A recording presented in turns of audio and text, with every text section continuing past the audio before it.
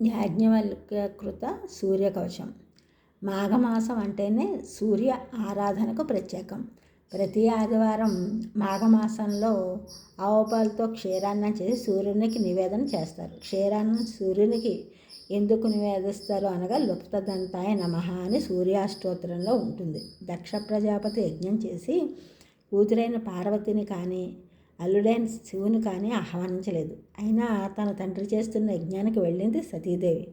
అక్కడ తన భర్తకి అవమానకరంగా మాట్లాడడంతో ఆ యజ్ఞగుండంలో దూకి తను చాలించింది.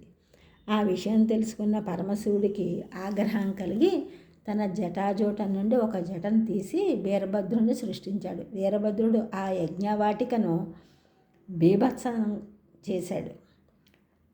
అక్కడికి సూర్యుడు, చంద్రుడు, శుక్రాచార్యులు మొదలైన వారు ఆహ్వానితులుగా వచ్చారు. ఆగ్రహించిన పరమశివుడు సూర్యుడి పళ్ళు రాలగొట్టడంతో సూర్యుడు లుప్తదంతుడయ్యాడు. ఆ కారణంగా సూర్యుడికి ప్రసాదంగా మెత్తగా వండిన క్షీరాన్నాన్ని నివేదిస్తారు. యాజ్ఞవల్క్యకృత సూర్యకవచం.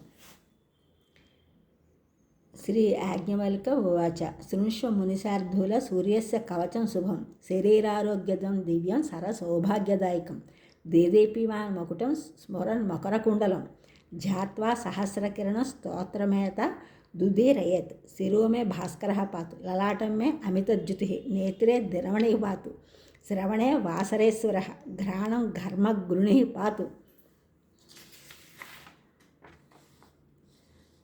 వదనం వేదవాహనః జిహ్వం మే మానదః పాతు కంఠం మే సురవందితః స్కందౌ ప్రభాకరః పాతు వక్షః పాతు జనప్రియః పాతు పాదౌ ద్వాదశాత్మా సర్వాంగం సకలేశ్వరః సూర్యరక్షాత్మకం స్తోత్రం లిఖిత్వా భోజ్యపత్రకే దదాతి యః కరే తస్య వస్యగాః సర్వసిద్ధయః సుస్నాతో జపే సమ్యగ్యో అధీతే స్వస్థమానసః స రోగముక్తో దీర్ఘాయుః సుఖం పుష్టించ విందతి.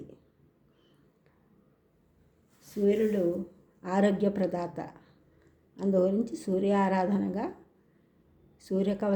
కవచంలా కాపాడుతుంది ప్రతి మనిషిని. ఈ ఛానల్ చూసిన వారందరూ కూడా సబ్స్క్రైబ్ చేయండి, షేర్ చేయండి, లైక్ చేయండి, కామెంట్ చేయండి. సబ్స్క్రైబ్ చేసిన అందరూ కూడా కృతజ్ఞతలు, షేర్ చేసిన లైక్ చేసిన కామెంట్ చేసిన అందరూ కూడా ధన్యవాదములు.